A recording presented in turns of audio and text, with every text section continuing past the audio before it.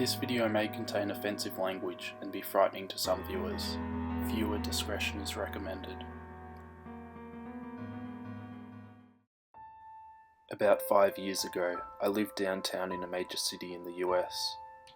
I've always been a night person, so I would often find myself bored after my roommate, who was decidedly not a night person, went to sleep. To pass the time, I used to go on long walks and spend the time thinking. I spent 4 years like that, walking alone at night, and never once had a reason to feel afraid. I always used to joke with my roommate that even the drug dealers in the city were polite. But all of that changed in just a few minutes of one evening.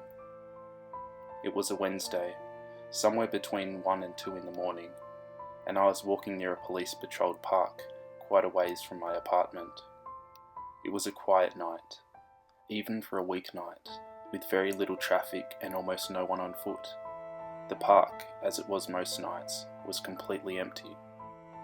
I turned down a short side street in order to loop back to my apartment when I first noticed him. At the far end of the street, on my side, was the silhouette of a man, dancing. It was a strange dance, similar to a waltz, but he finished each box with an odd forward stride. I guess you could say he was dance walking, headed straight for me. Deciding he was probably drunk, I stepped as close as I could to the road to give him the majority of the sidewalk to pass me by. The closer he got, the more I realized how gracefully he was moving.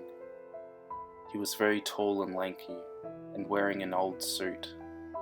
He danced closer still, until I could make out his face. His eyes were open wide and wild, head tilted back slightly, looking off at the sky. His mouth was formed in a painfully wide cartoon of a smile. Between the eyes and the smile, I decided to cross the street before he danced any closer. I took my eyes off of him to cross the empty street. As I reached the other side, I glanced back, and then stopped dead in my tracks. He had stopped dancing and was standing with one foot in the street, perfectly parallel to me. He was facing me, but still looking skyward, smile still wide on his lips. I was completely and utterly unnerved by this. I started walking again, but kept my eyes on the man. He didn't move. Once I had put about half a block between us, I turned away from him for a moment to watch the sidewalk in front of me. The street and sidewalk ahead of me were completely empty. Still unnerved, I looked back to where he had been standing to find him gone. For the briefest of moments I felt relieved, until I noticed him. He had crossed the street, and was now slightly crouched down.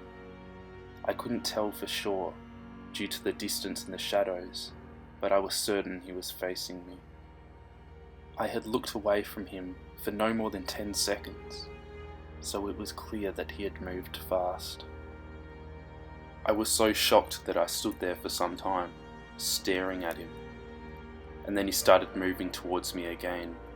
He took giant, exaggerated, tiptoed steps, as if he were a cartoon character sneaking up on someone, except he was moving very, very quickly. I'd like to say at this point I ran away, or pulled out my pepper spray, or cell phone, or anything at all, but I didn't. I just stood there completely frozen as the smiling man crept towards me. And then he stopped again, about a car length away from me, still smiling his smile, still looking to the sky. When I finally found my voice, I blurted out the first thing that came to my mind. What I meant to ask was, "What do you want?" in an angry, commanding tone. What came out was a whimper. What? Regardless of whether or not humans can smell fear, they can certainly hear it. I heard it in my own voice, and that only made me more afraid. But he didn't react at all. He just stood there, smiling. And then after what felt like forever, he turned around, very slowly, and started dancing away. Just like that. not wanting to turn my back on him again. I just watched him go, until he was far enough away to almost be out of sight. And then I realised something. He wasn't moving away anymore, nor was he dancing. I watched in horror as the distant shape of him grew larger and larger. He was coming back my way, and this time he was running. I ran as well. I ran until I was off the side road and back onto a better lit road with sparse traffic. Looking behind me, he was nowhere to be found. The rest of the way home, I kept glancing over my shoulder, always expecting to see his stupid smile, but he was never there. I lived in that city for 6 months after that night, and I never went out for another walk. There was something about his face that always haunted me. He didn't look drunk. He didn't look high. He looked completely and utterly insane, and that's a very, very scary thing to see.